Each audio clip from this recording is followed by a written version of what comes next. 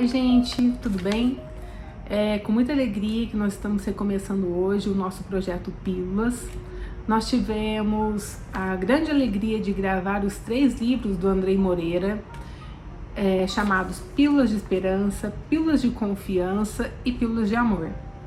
Todos os capítulos estão expostos no YouTube, é só vocês digitarem lá o nome, o título do livro, colocar Ame São Paulo, que vocês vão achar capítulo a capítulo.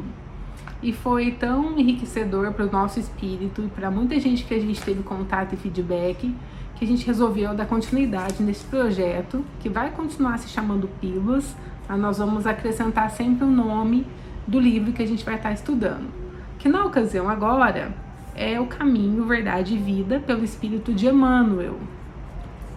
E hoje ficou destinado para eu fazer o prefácio.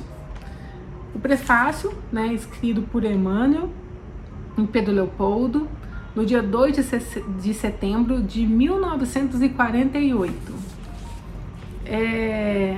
Um lindo prefácio, onde eu vou estar lendo e fazendo pequenos comentários, porque o texto por si só é maravilhoso. Então ele começa assim: interpretação dos textos sagrados. Sabendo primeiramente isto, que nenhuma profecia da Escritura é de particular interpretação. Pedro, capítulo 1, versículo 20. Jesus é o caminho, a verdade e a vida. Sua luz imperecível brilha sobre os milênios terrestres, como o verbo do princípio, penetrando o mundo há quase 20 séculos. Lutas sanguinárias, guerras de extermínio, calamidades sociais não lhe modificaram um tio nas palavras que se atualizavam, cada vez mais com a evolução multiforme da Terra.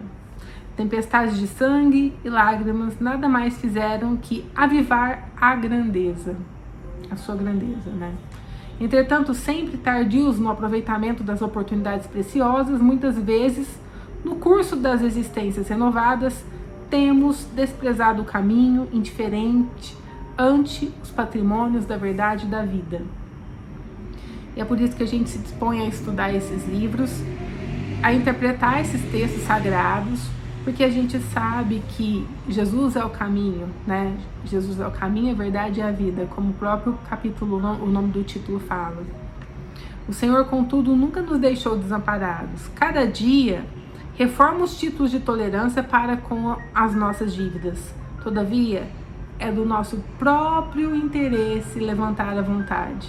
E todo mundo que me conhece sabe o quanto essa palavra vontade é importantíssima. E o quanto eu falo, e o quanto eu tento desenvolver essa minha vontade.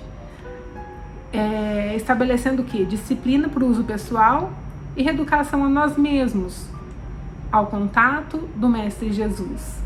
Eu costumo dizer que a oportunidade de estudar o Evangelho é um grande presente que chega aos nossos corações, porque a partir do momento que a gente tem a vontade de conviver, de estudar Jesus, a gente começa a estar mais em contato com esse Mestre Divino que tanto nos ampara e nos auxilia nessa caminhada que por momentos é tão dolorosa.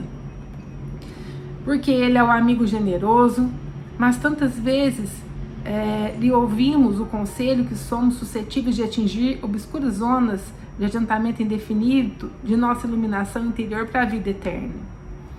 Então Emmanuel fala assim: no propósito de valorizar o ensejo de serviço, organizamos esse humilde trabalho sem qualquer pretensão.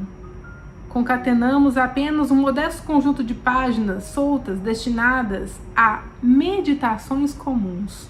Emmanuel é muito humilde em falar isso, Desde o começo ele começa com uma humildade que é um exemplo. Muitos amigos vão estranhar talvez a atitude, isolando versículos e conferindo cor independente do capítulo evangélico. Em certas passagens traímos daí somente frases pequeninas, proporcionando fisionomia especial. Em determinadas circunstâncias, as nossas considerações parecem contrariar as disposições do capítulo em que se inspiram. E aí Emmanuel fala: assim procedemos, porém, ponderando num colar de pérolas, cada qual tem um valor específico, e que no imenso conjunto do ensinamento da Boa Nova, cada conceito do Cristo ou dos seus colaboradores diretos adaptam-se a determinada situação do espírito na estrada da vida. A lição do mestre, além disso, não constitui somente um impositivo para os místeres da adoração. E aí vem uma frase que eu gostei muito, ele fala assim, que o evangelho, ele não se reduz a um breviário para genuflexório. O evangelho é o roteiro imprescindível para legislação e administração, para o serviço e para a nossa obediência. Então, muitas vezes, eu acho assim, quando a gente é pequeno, a gente tem como roteiro os nossos pais. À medida que a gente vai crescendo, a gente vai entendendo que os nossos pais são nossos irmãos espirituais. E se a gente tiver que adotar um roteiro, e eu acho que isso ajuda muito, por isso que a religião é um caminho, independente de qual seja, a gente tem que adotar esse roteiro, que é Jesus, é o Evangelho. O Cristo, ele não estabelece linhas divisórias entre o templo e a oficina. Toda terra e seu altar de oração e seu campo de trabalho ao mesmo tempo.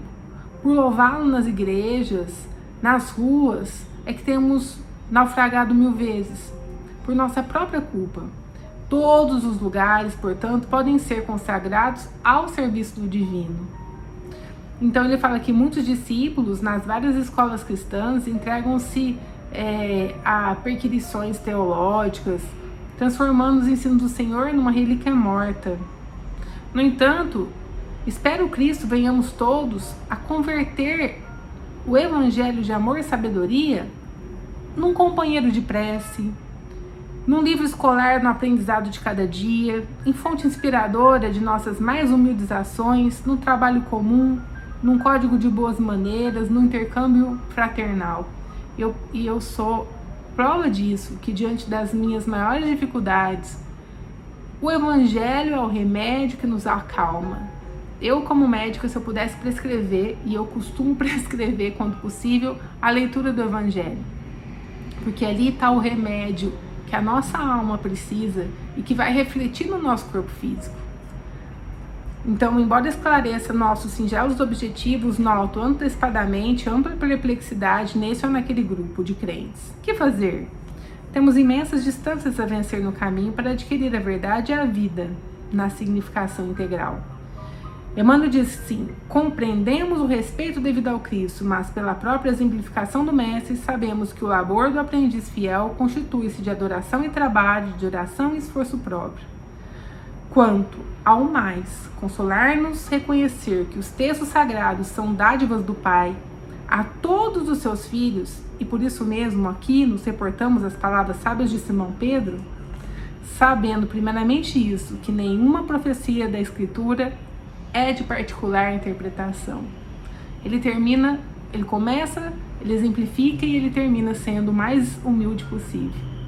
Então que possamos agradecer a Deus esse presente dado por Jesus, nos ensinando sobre o Evangelho, sobre o exemplo do Cristo, e que a cada capítulo que nos dispusermos a assistir, a ler, que ele sirva de remédio para a nossa alma, né? E que possamos vibrar gratidão, auxiliando o nosso próximo com o melhor que temos em nosso coração. Um beijo e fica aqui o convite para essa nova caminhada juntos. Fiquem com Deus.